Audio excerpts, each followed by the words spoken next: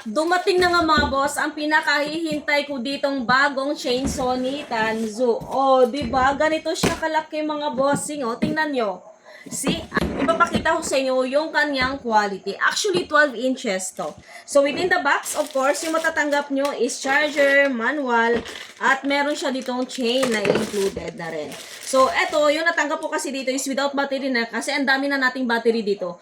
And take a look. Oh, ganyan siya kaganda. 12 inches yung haba nito ha. At oh, ito yung kanyang build quality.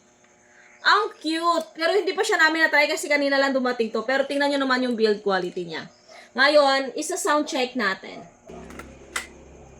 Actually, dito sa chainsaw na to is kahit anong battery ni Tanzu na meron kayo is pwede. Kasi isang tapo battery lang sila.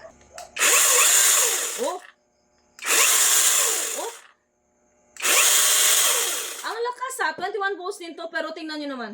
Ang solid. So, perfect to pang puto ng mga branches ng mga puno ng kahoy dyan sa paligid nyo, no? Pamputo ng mga kahoy-kahoy mga bossing, malaking tulong ang ganitong klaseng chainsaw. At dahil kakarating lang nito, hindi pa siya natin matry, pero abangan nyo yung next video natin kasi susubukan natin itong gamitin sa kahoy.